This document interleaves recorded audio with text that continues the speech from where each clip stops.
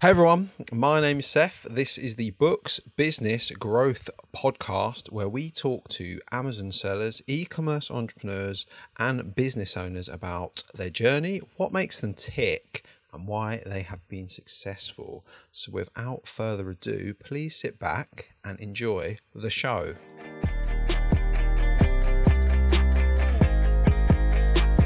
Welcome to the show that doesn't have a name yet still, but I might call it Think Bigger Podcast because I don't want to limit this podcast just to Amazon and e-commerce. So that might be the name, but we'll see how we go.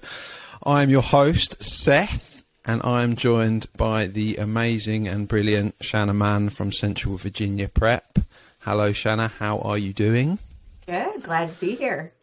Awesome. Yeah, thanks for coming on and being the third guest on the podcast. And yeah, I thought I'd give a little background of how we met. So we've known each other since July 2018, I think it is. Wow. I think it's 3.5 years now. 3.5 years strong. That's right. Yeah, and so we met through Peter Valley of Zen Arbitrage fame. I shouldn't be mentioning his name because he doesn't like me. And he's banned me from all his social medias, but that's a story for another time. And we got connected because I was from the UK and I had no facility to send my books into Amazon. So I kindly got forwarded to Shanna's Prep Centre in Virginia, as I've mentioned. And we went from there, really, didn't we? And we've had a pretty solid working relationship ever since. Absolutely. And I just wanted to kick off with, do you want to give a little background of kind of where you got started in business maybe, and how you got into Amazon, how you got into prepping, what a prep center is, I guess, just for the people that don't know, and we can just riff from there. Wow, what an open-ended question. So I'm one of those annoying people who's always had a business, because where I grew up, it was quite rural, and if you wanted gas money, you kind of just had to hustle for it. There were no jobs. Okay. So I did a whole bunch of things. What do you mean there were no jobs? Well, it was very remote. Everybody had a ranch or a farm, and then my nearest neighbor was 3-4 miles away. I went to. So what state was this in? Did you say? I'm Canadian. I'm from Saskatchewan. Oh God, okay. I don't know where that is. It's right smack dab in the middle of Canada, and nobody's ever heard of it because nobody's from there except curlers. Right. Okay. But it's the size. Except what? Sorry.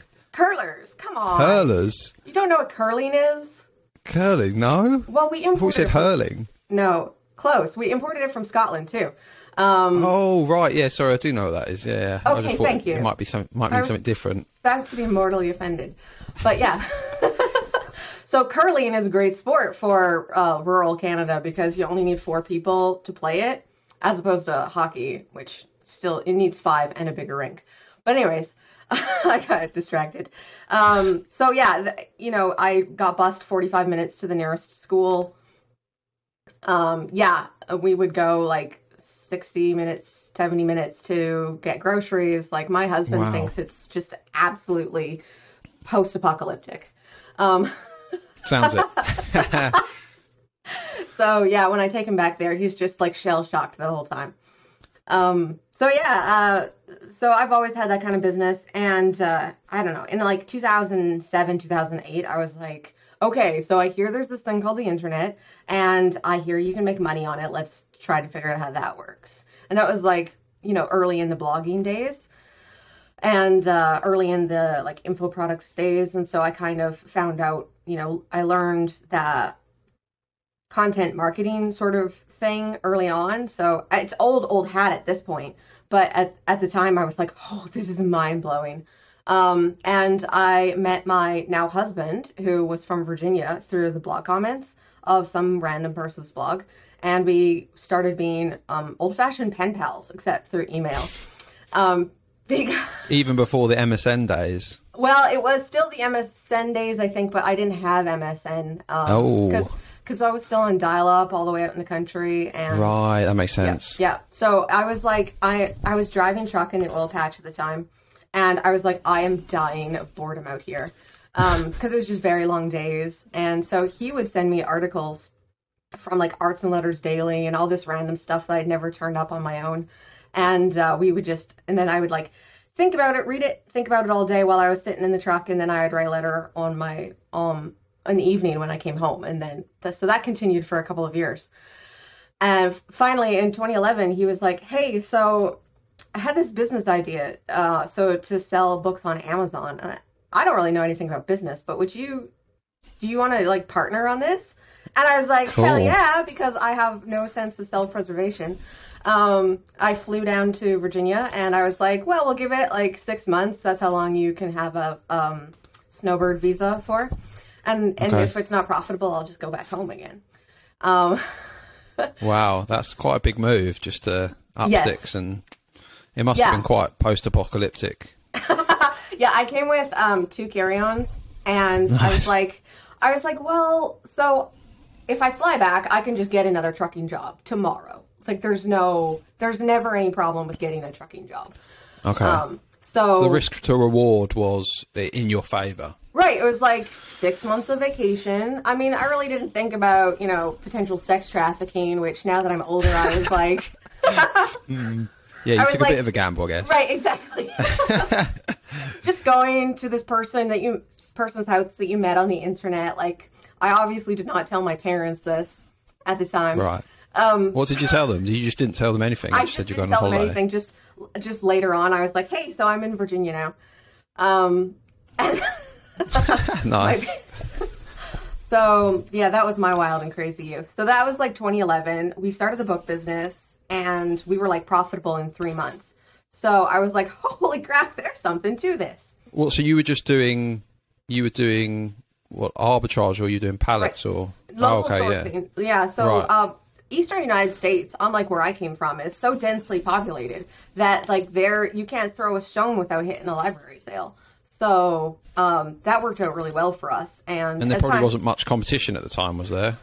It was just starting, I would say. So there was like the old school people who would who like almost seemed to predate Amazon. I don't even know where they sell those books, but like it was just sort of old fashioned. And yeah, it was at the schism where people were like, I can't stand those book buyers that use scanners.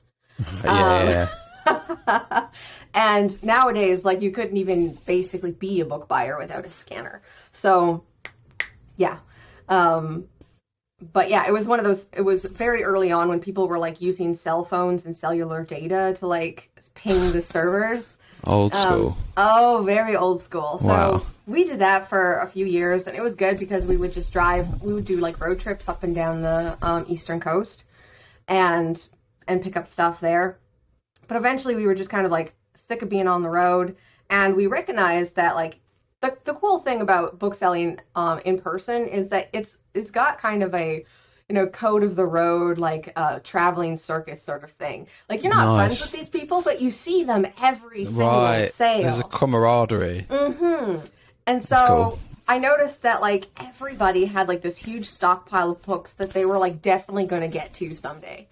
Whereas me and my husband, now my husband, he wasn't my husband at the time, we were like so focused on the get that we were like, ship this out tomorrow because we need to see whether or not our bets pay off. So I was very, very focused on the analytics, and he just doesn't like clutter. So we That's were good. a great That's a team good- there. Yeah, good combo. OCD plus data. Exactly.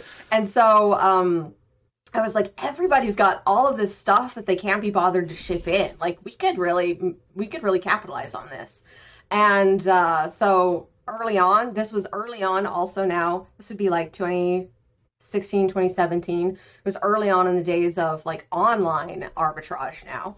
And I tried a bunch of different online arbitrage tools. I wasn't a super fan of it because like it was much more data at one time than I personally liked to handle. But I could definitely see where it was going to take off. So like I just kind of we developed some awesome systems for getting stuff out the door. And so I just kind of reached out to people who were offering this software and including Peter Valley, and was like, hey, so if you need anybody who would process inventory, like, we'll do it. And that was the beginning. So, and then the business just kind of took off like gangbusters, and we kind of stopped traveling, and eventually just didn't even bother with the selling side of things. We just... Right, so you didn't have a when you started, were you just using your back, like your house or wherever you were staying to prep like, everything? So our 400 square foot 2-car garage, because stuff would come in and we'd process it and it would go out straight away later. Right. So we didn't need a lot of space. It wasn't until the pandemic hit and I was like, and then Amazon like completely locked down on the amount of inventory that you were allowed to have, that I was like, oh, we're going to need some storage space. So I went out and rented a 5,000 square foot warehouse, and we filled it up in like 7 months. Okay, and all the custom was coming from these tools, was it, pretty much, and like word of mouth on top of that, or? Yeah, so early on it was like 100% referrals, and then sort of gradually it was like, people would find us on Seller Essentials and various other places, those places where they're like, here's a list of all of the prep centers. And there's only like 5 prep centers that really do books, and only a couple who actually have expertise in books. That's on Seller Central, is it? What's that? That's on Seller Central. They have lists of prep centers. Oh, Seller Essentials. Oh, okay. Which I think owns Jungle Scout and a few of those other ones. Yeah, so I actually don't know what that is. But I hadn't heard of it. Yeah. Okay. It's like pretty good. Like if somebody is like, how do I get started on Amazon? I would probably send them there because it's got like a good overview of like the major business types on there. So online arbitrage, wholesale, private label, books. Okay. It gives a nice round and then like here are the view of tools everything that you would need, and I'm sure they get affiliate links for all of that, but it's a pretty good one-stop, like, and low hype, because that's really a big problem with like getting started on Amazon resources. Yeah. Is the hype train is unreal. Right. Yeah. So if you want low hype, I'll put some links in the notes. I'll affiliate those up. So okay, so that all got kicked off. You said you only had a 6-month visa, so did you have to keep traveling back to Canada and coming back in, or? No, I kind of stayed illegally, like a lot of snowbirds do. I didn't know that. Yeah, so in the relationship between Canada and the U.S. is pretty lax. A lot of retirees and semi-retirees, like even in my farming community, a lot of people had like vacation rentals in Arizona, places like that, and they would just spend the winters down there. And that's the reason for the 6 months visa, right? Is that people are just kind of expected to spend our very long winters elsewhere. Okay. And what actually seems to motivate people to go back to Canada is that after 6 months, you lose access to your Canadian health insurance. Oh, okay. Yes. That's a bit of a big draw, isn't it? Right, exactly. So they're much more motivated to go back than the U.S. is to kick them out. So. Okay, that's interesting. That's a cool story, though, that you're pen pals and then flew over. Right, and then eventually we got married and I got the green card, and I'm fully legal now, yeah. I'm actually eligible for citizenship. Oh, wow. Yeah. Is that just after a certain amount of years? Yes, after you've been a green card holder for 3 or 5 years or something like that. I just know that it happened during the pandemic, and I was like, no way am I driving to DC in this situation. Oh, okay, so you can do it at some point. Yeah. Might as well get 2 passports. 2's better than 1, isn't it? That's right. So, yeah, so when we met in July 2018, you were in, is it 2 warehouses back? Did you upgrade twice? I did, yeah. We had to. We filled up that whole building. Yeah. So now you're in. So you've scaled up twice. Now you've got an absolutely huge warehouse. Yes. Do you want to talk a little bit about the challenges you've had with scaling up and stuff like that? Well, so let's see. So the challenge. Maybe let's just actually can I just ask you like to explain what a prep center is, just for the people that don't know, and then if you could elaborate on the scaling, that'd be great. Okay. All right, so you're selling on Amazon, but Amazon has a bunch of rules, and everything has to be just so that everything is streamlined for their staff and their robots. And somebody's got to touch the inventory in order to make it so that it's just perfect for Amazon. And that's what we do, basically, is you've got to have this middleman handling the inventory and getting things labeled and properly entered into Amazon Seller Central system. And like, I gotta say, a huge value add is like our personal familiarity with Seller Central, because I hear over and over from people who've come to us that like, you know, I had another prep center, but like I couldn't get it, like I couldn't figure out what to do with Seller Central in order to ship them the labels. And I was like, oh yeah, so that's a problem. I need you to like give us sub-user access so that we can go in and get that all sorted for you. Like, just take yourself out of this process. Because learning Seller Central is a huge hurdle. And then learning Amazon's rules that aren't really explicitly rules anywhere that you can access them is also a huge thing.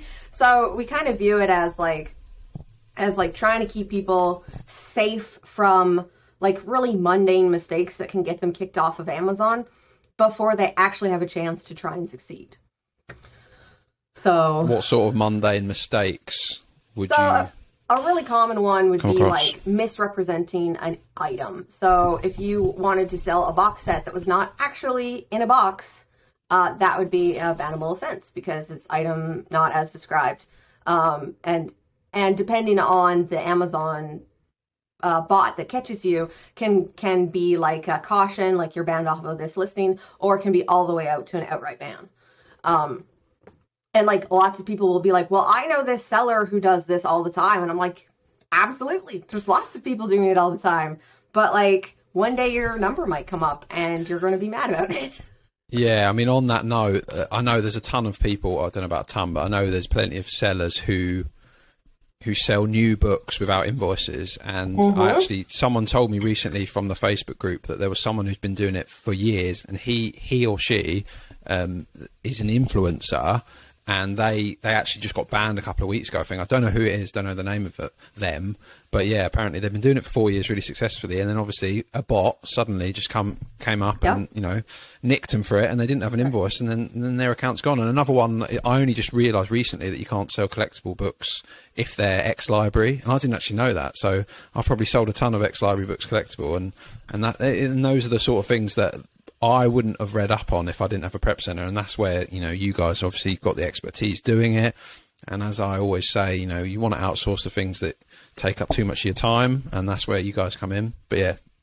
Well, and that's kind of the thing, is like everybody has to learn by either having a really good mentor, and if you know, and you don't know who's a good mentor, or you learn by like bitter mistakes, and sometimes you just don't survive those mistakes. And that's terrible, because like, you know, this is a great business model to be in, you know, once you're aware of the dangers. It's like the Princess Bride, you know, like when they're in the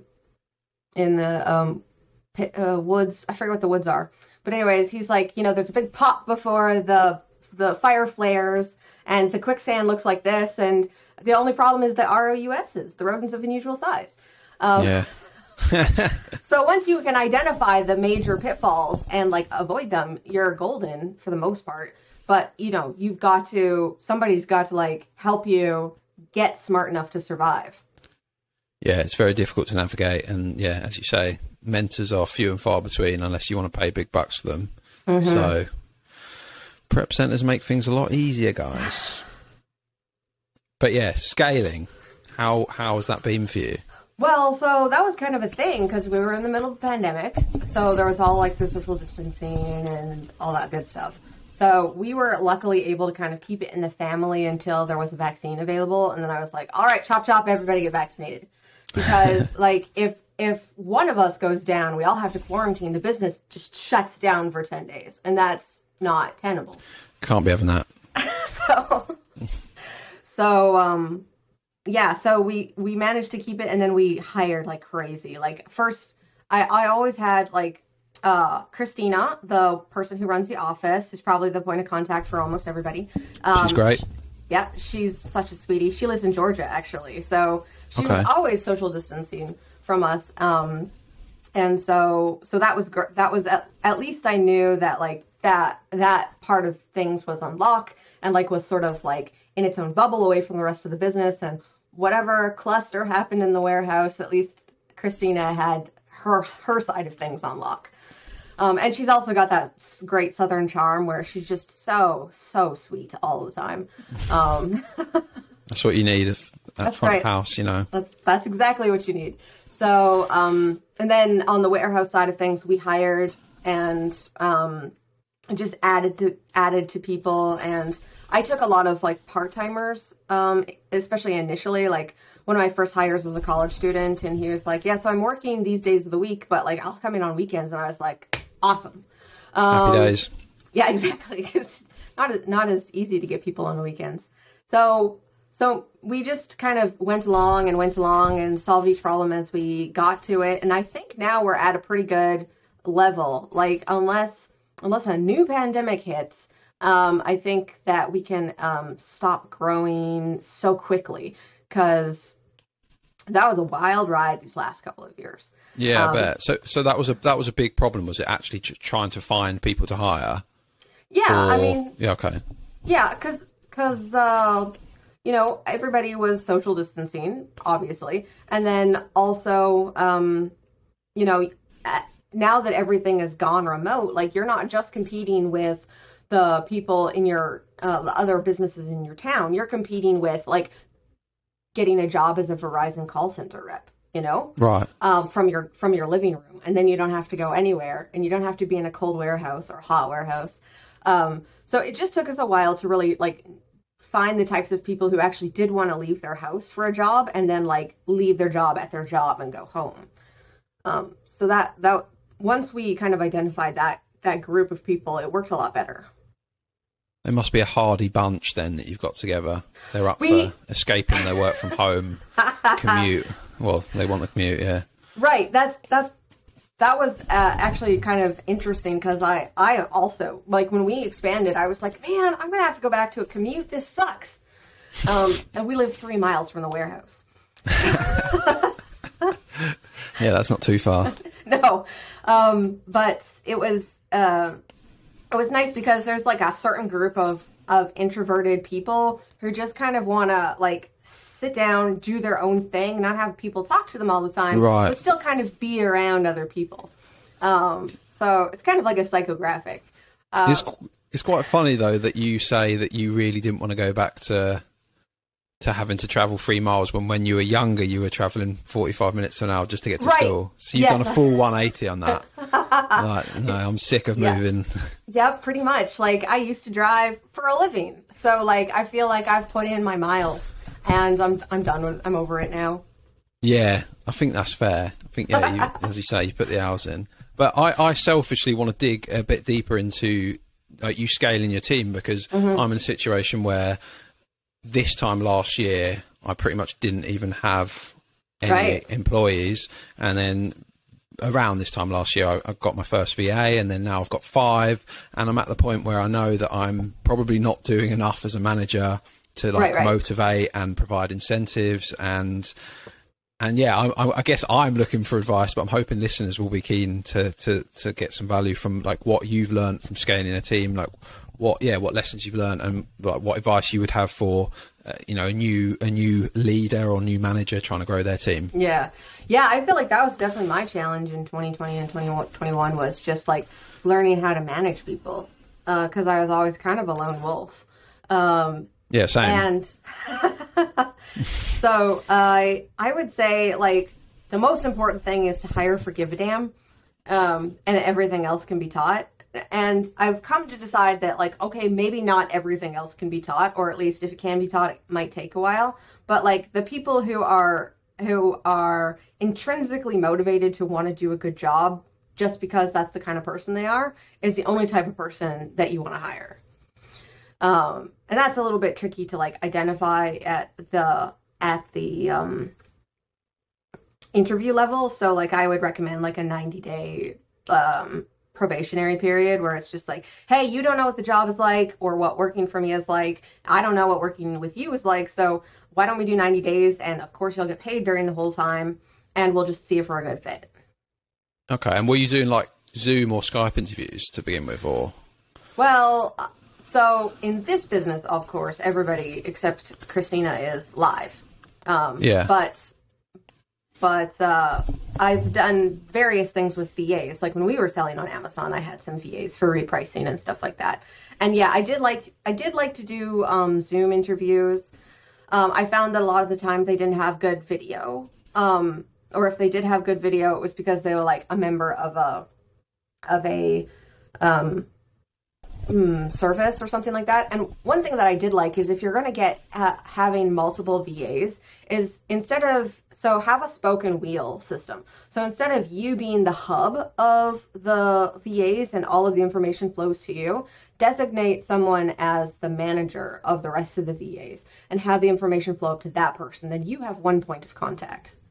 Yeah, I found that difficult just because I've got 5 and they're all equally competent, and there's not really one that is necessarily leading the flock. Is that the term to use? Right. But yeah, there's not really a front runner, I'd say. So I feel like I'd have to hire outside, but then I don't know. That's probably just a problem that I need to deal with. But I mean, sometimes I've found that like sometimes I haven't been really good at being aware of what my employees' ambitions are. So like some people actually do want to move up and are interested in challenging themselves and pushing to the next level, and others are just like, I have found my niche, this is a good spot, I'm going to stay here and crush it here. But so like I've had people that I kind of had tapped for leadership roles, and when I like introduced the idea to them, they're like, no thanks. And other people that I thought was like probably too anxious and withdrawing to be a good leader, and like if I asked, she was like, okay, I'll try it. And I was like, okay, awesome. Yeah, that is interesting because you don't know how any human's wired until you put them in, say, stressful situations, and you don't know how people are going to grow either. Like some people, as you say, might shrink or don't want the added stress, so they're happy to do their role, and some people will flourish. And that's super interesting. And that kind of brings me on to another question where I had 2 VAs which they weren't doing the job as well as the others. So I was in the 12-week probationary period, so I decided to let them go. And I do think that possibly one or both of them would have been fine, but I wasn't happy at the time with their performance. But like, how do you decide when to let someone go or not? Like, what criteria do you set, or do you have like a criteria?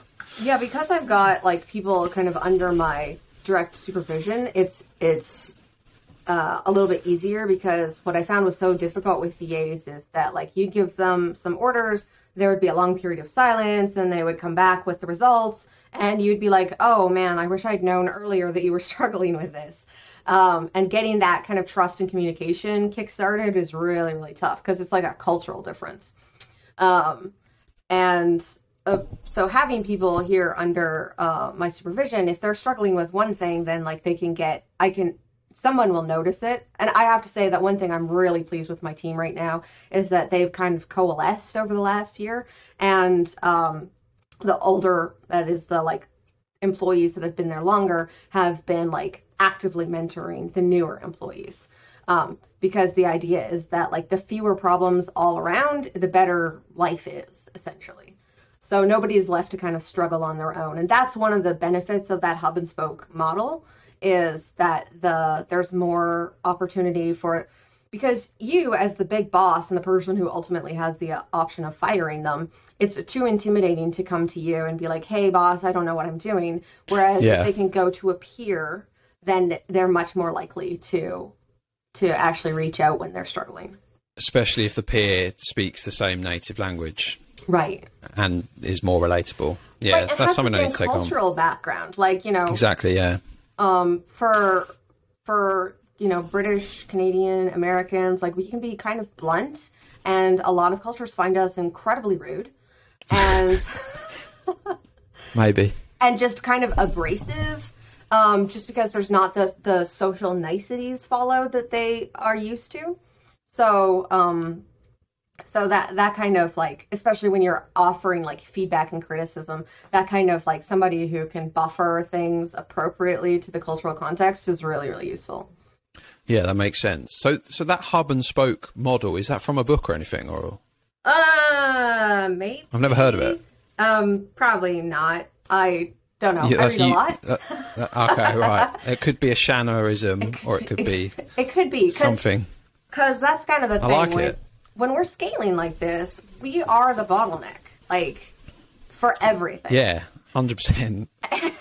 And so in order to not be the bottleneck, you have to, push the decision-making process down the organizational tree.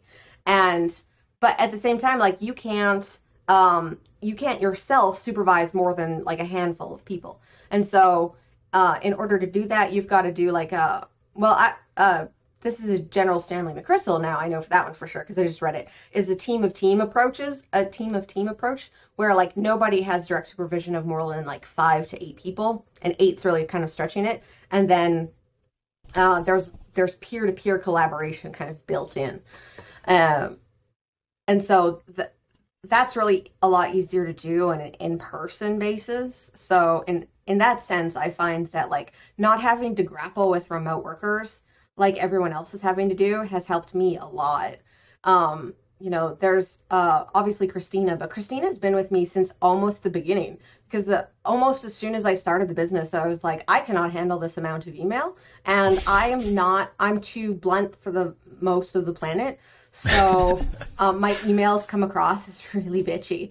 So I wouldn't say that, but maybe that's just because I'm British, and British and Canadians have got a good connection, I think. Yeah, I think so. Yeah, because that's kind of the thing is I'm just terse in my written communication, and I just want to get just the facts across, be on to the next job. Yeah, efficient.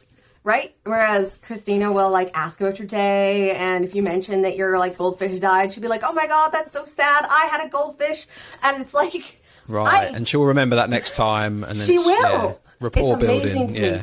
And we've got hundreds and hundreds of clients. I don't know how she does it. Yeah, she sounds like a real saint. Well, I know she is because she's always answering my emails immediately, which is great. So yeah, I don't know how she does it either. She could probably sell a course on how to handle her Gmail very well.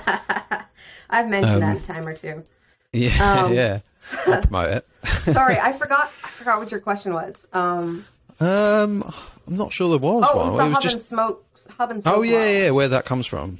Yeah, so I think that was just like going through, this has always been a struggle for as long as I've had an online business, is like, how do you make sure that that you're communicating well down the chain of command, I guess you'd say, and that the correct information is flowing back up to you.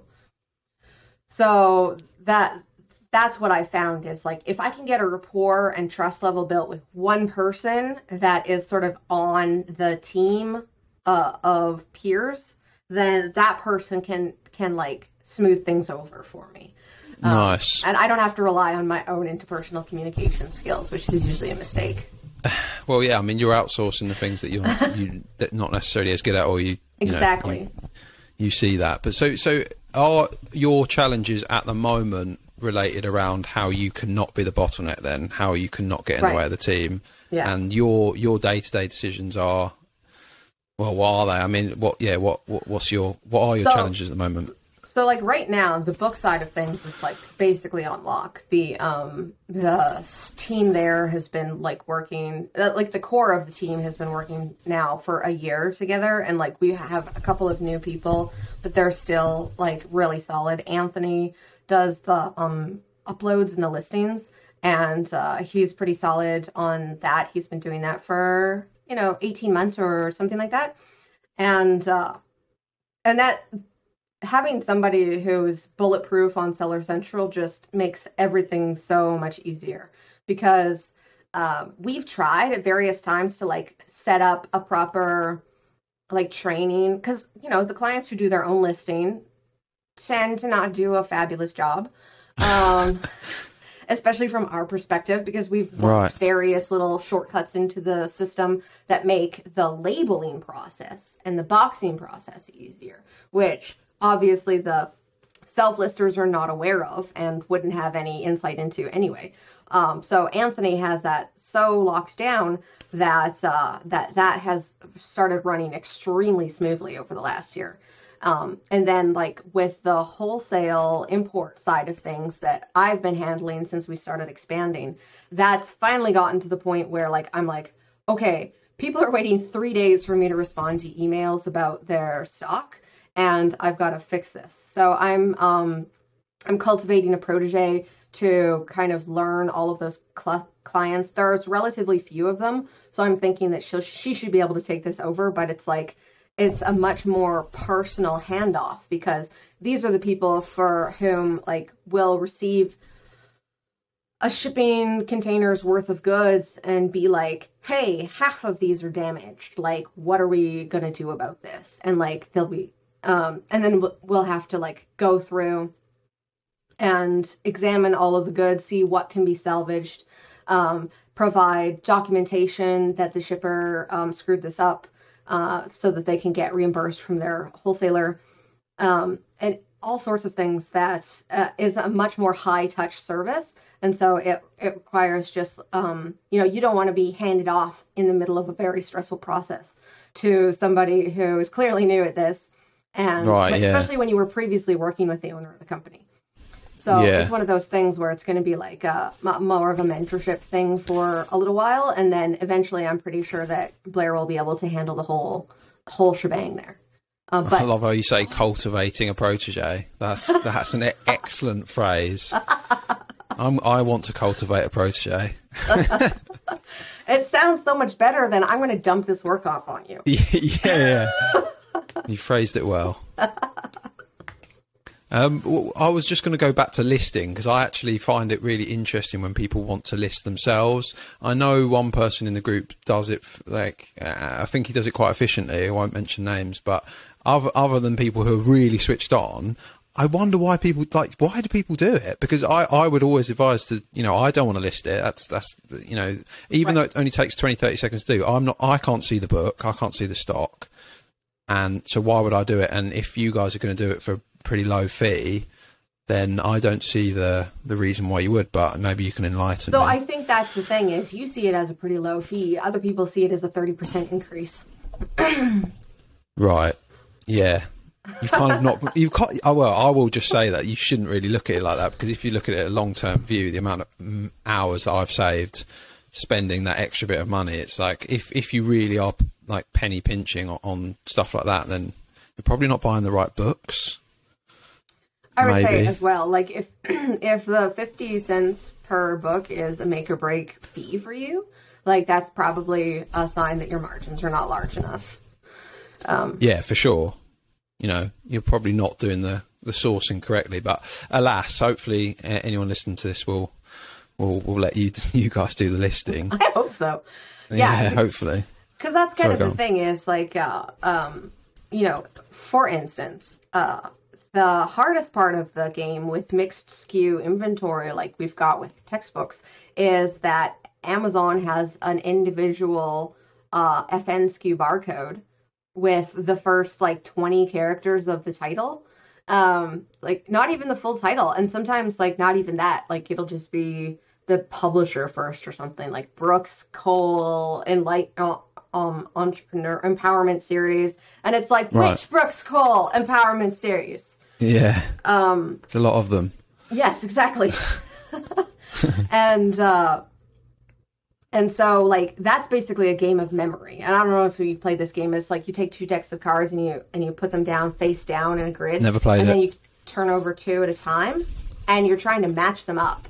And so you turn them back over, and then you try to match them up. And so it's after about like 40, 50 books, that game of matching stickers to book spines becomes very, very tough. I can imagine. So we'll get people who are like, who want to ship 100 books at a time, which makes their shipment take longer, like just as a matter of scale. And then simultaneously, we'll have people who want to ship like 12 books, and we're like, I don't know how to explain this to you, but your shipping costs will double if you only ship 12 books. Like, get up to 100 pounds, which is like about 40 books. And your shipping costs will be much, much more reasonable. I think it gets down to like, well, I haven't looked at it recently, but like I think about 25 cents a pound. Okay. And so when people, in my opinion, focus on the wrong minutia. They really bog themselves down in their ability to figure out what matters in the business and like pursue that single-mindedly, which is what you always did really well, is that like you kind of pinged onto the part that really mattered, which was turnover and margin, and gradually evolved your systems to focus on the things that matter and completely ignore all the things that didn't. Yeah, I mean, we have talked about this loads. It's probably the thing we've spoken about the most. I'm like a cranky grandmother. I'm like, why can't you be more like Seth? Yeah, and I guess I see it as, my process is, I see as very simple, and I think that everyone should be doing it similarly. But I guess, yeah, not everyone thinks the same way. But like, when people ask me how I do my record keeping, or and I think people are surprised that it's all just done in one Google sheet, and it's all very simple data, but it's just the right data is plugged in there all the time, and it's not messy. It's all about keeping things tidy and making sure that you could take someone off the street and they'll look at it and they'll probably understand kind of a little bit what's going on.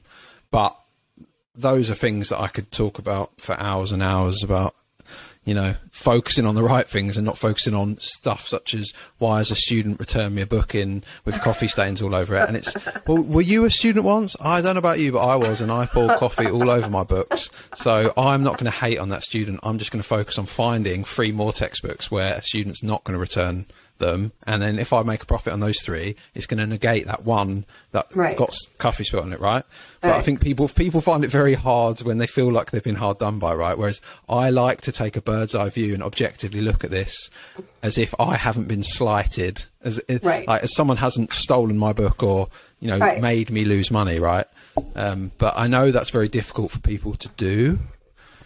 I'm sure Sorry. It's like the ownership bias, which is where like it really helps for us to grade books because we don't own the books, so we have no personal attachment with whether this is really a VG like the seller promised it or it's actually kind of a G. And so we just grade according to like the personal impression, which is like when a seller opens up this package from Amazon, are they going to be like, that's a VG, or are they going to be like, oh yeah, that's a good condition book, that's what matters. That's what's going to cause the good review or the bad review. Like the rest of it is post hoc like rationalization, but it's that first impression that's going to cause the eventual review if you get a review. Well, yeah, you're wasting time, and it's excessive thinking, isn't it? If you're running a business that you want to run for years and years, why focus even 10 seconds on, this seller's not sent this book in the right condition? And also, it's not like a Goodwill store has thrown that book in the mailing bag for you and thought, I'm going to send this seller a G rather than a VG because I don't like them, don't like their name.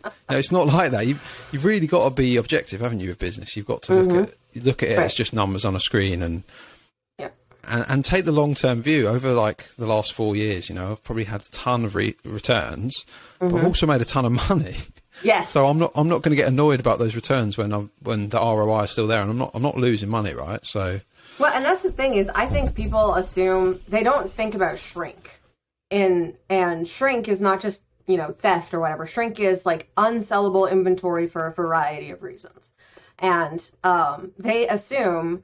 And I used to have this fight with like the wholesale clients all the time, because like they would send me like crockery, like plates and bad things choice. like that. Right, exactly. And they would come in case packs, and then they would want them to be like individually bubble wrapped. And I'm like, I got to tell you, this does not survive a 30-foot drop test in any scenario.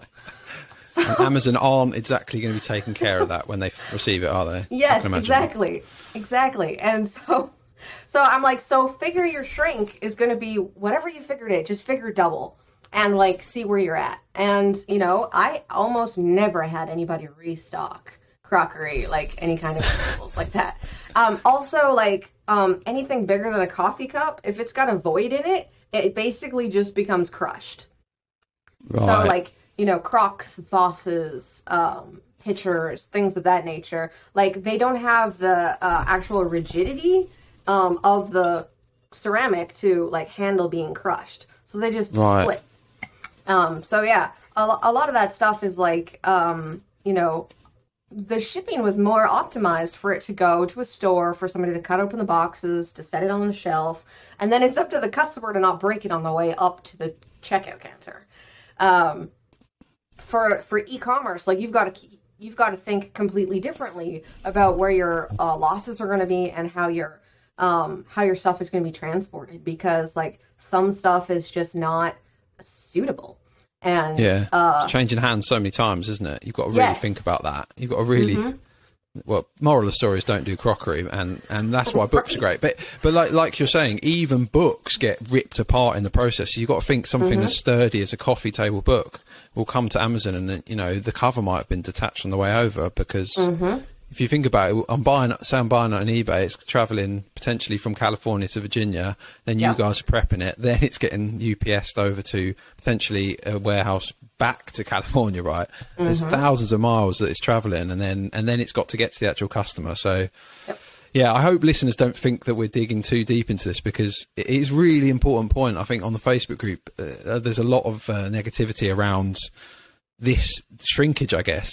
It's a massive topic, and people need to just focus on, as you say, I think that's the perfect mindset to have a shrinkage percentage and double it, and then it shouldn't go over that double, and then you should just be happy as long as everything else is trending upwards in your business, right?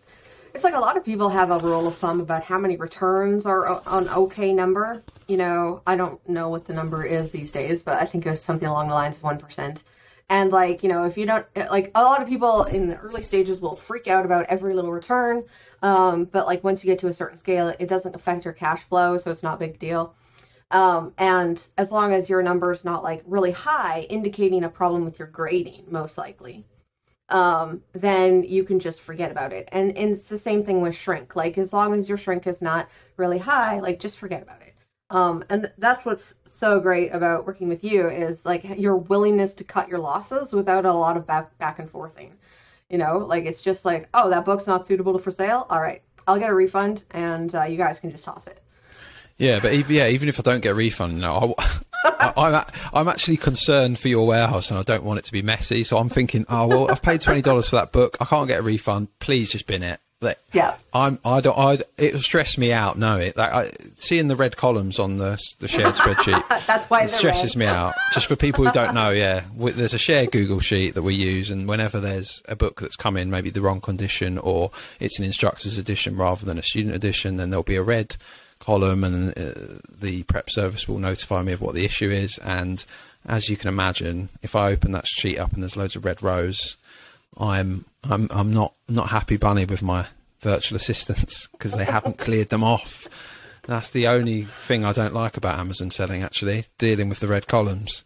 But as you say, I don't actually care that much. I'm exaggerating, because as you say, I'm not too focused on that. I don't mind binning it. It's a cost of business, and that's the way it is. But you know, that's what happens with physical products, right?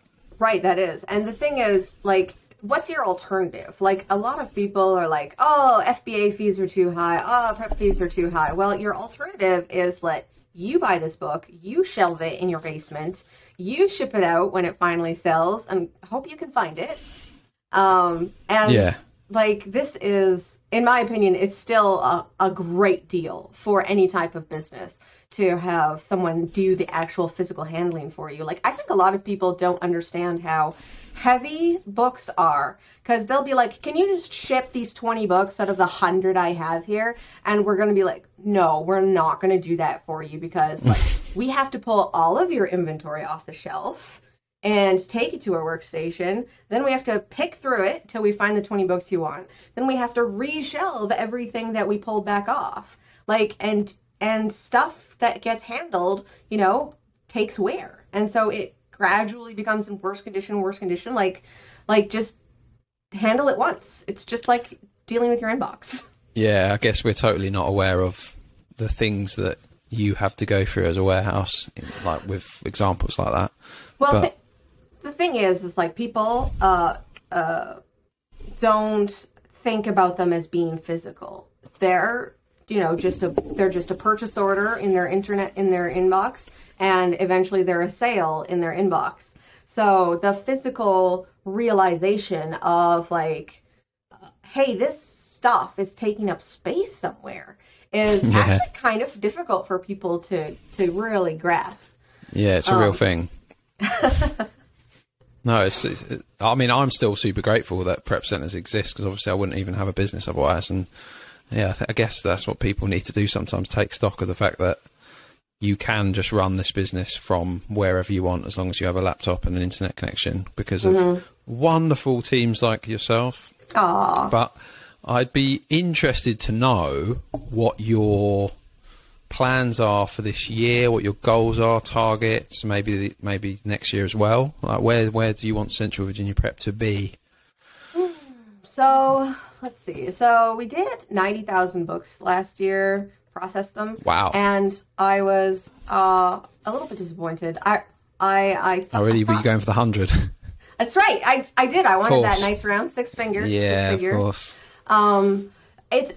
I think we could be, especially because the process is more locked in, I think we could do a little bit better. I'm thinking like 110, 120,000. But more importantly, we're actually going to work on specialized software to do like more automated ticket processing. So like you said, with the red lines, you're really good at processing the red lines. Other people are like, you made changes to the spreadsheet? Why wasn't I informed? And it's like, no. You need to check that spreadsheet every day for as long as you're in business. Keep on top of it. Yes. And that's the thing, is to keep on top of it is kind of tricky, because you'll be like, oh, did I send this seller an email? Did I hear back from this seller? What's going on there? Especially once you have a team, you need ticket tracking. So we want to set up a system where when an item comes in, like not as described, there'll be an email sent to a central inbox, or for a single seller, just their own inbox. And then you'll be able to track that by figuring out like where that is in the process. And hopefully sounds that'll fantastic. Help people stay more organized and ultimately be more successful at their book business, because I think that a lot of people get bogged down in the details once the fun of buying wears off. And then they're like, oh, this isn't as cool a good business as I thought it was, because I don't feel like I'm getting anywhere because I get all these emails about these problems. So hopefully that'll be done sometime in the later part of the year, and we'll be able to transition to that. And additionally, that'll help more with the inventory management side of things on the warehouse side of things.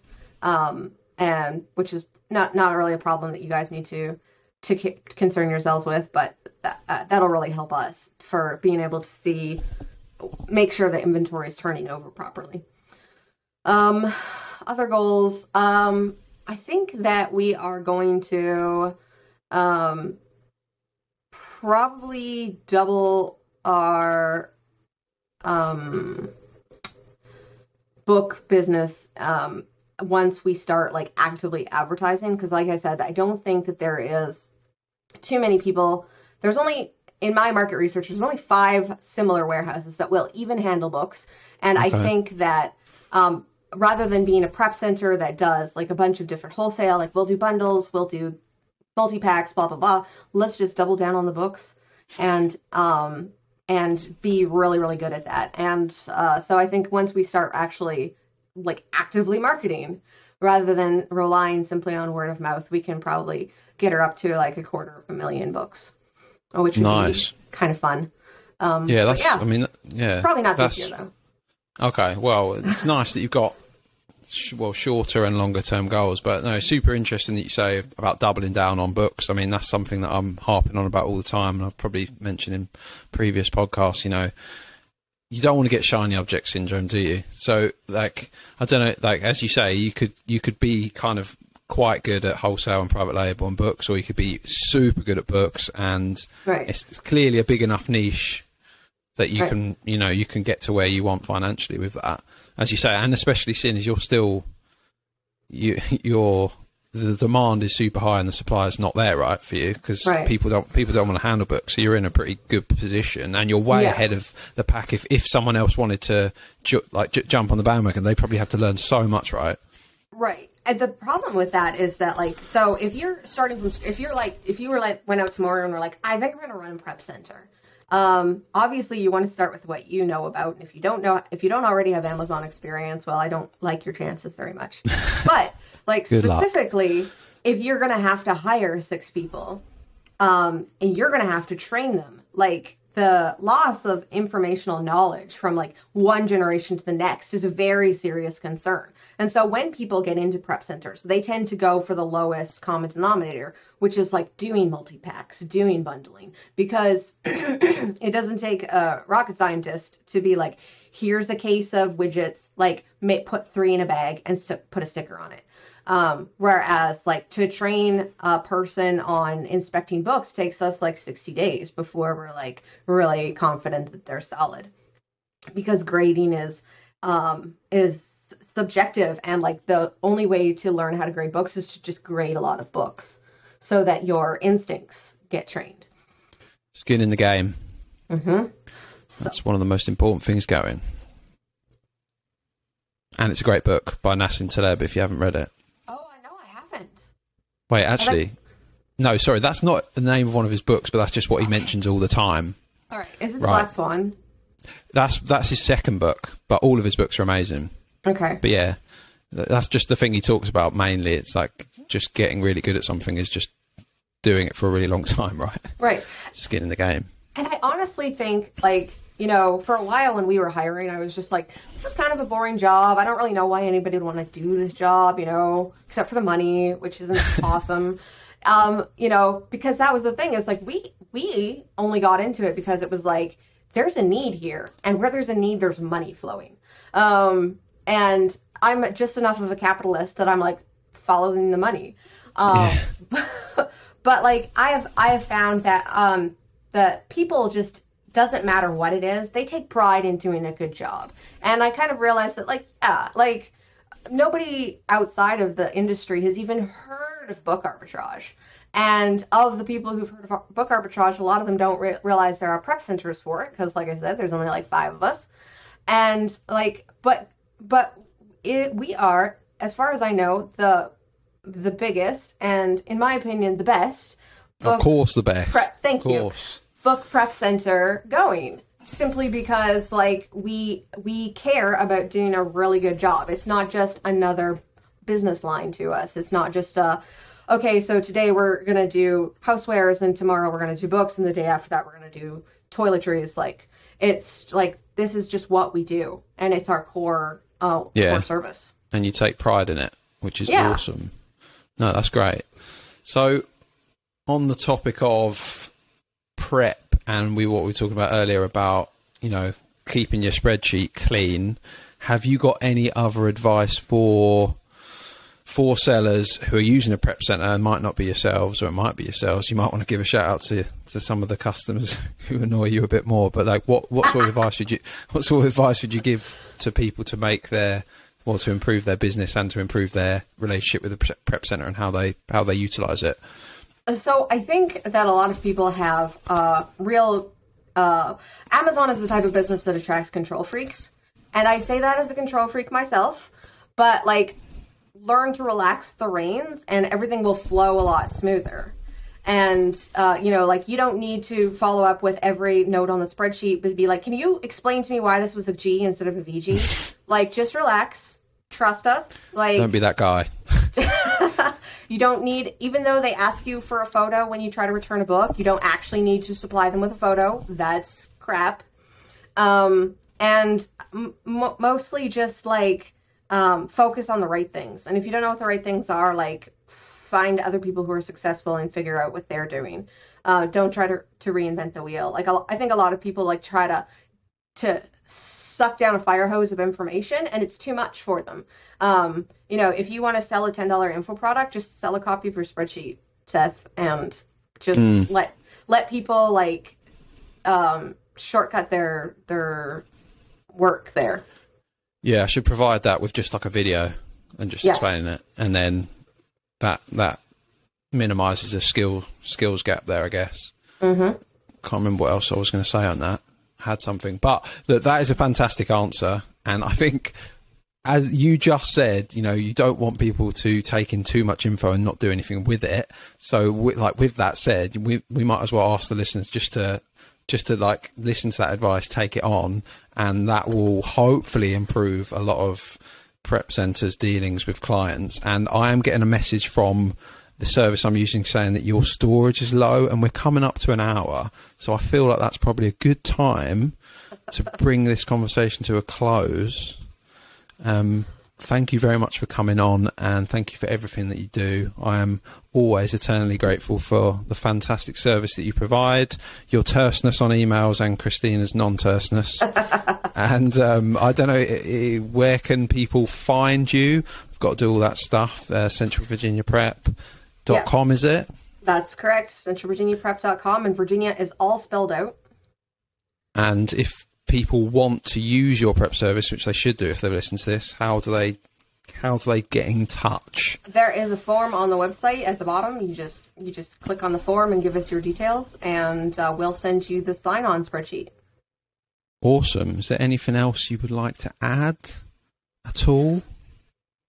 I would just like to say that Seth is the real deal, and I have seen his business grow and how excellent and detail-oriented he is, that as mentors and Amazon gurus go, I don't think you can do better.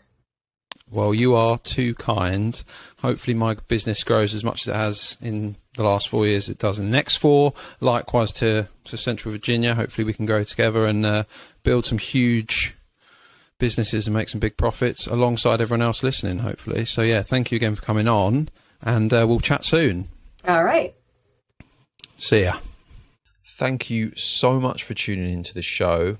If you've made it this far, you may as well leave this video a like. If you've been watching on YouTube, please subscribe and hit the bell icon for future episode updates. Or if you've been listening on Apple Podcasts, it would be absolutely amazing if you could leave us a review, as that makes a world of difference.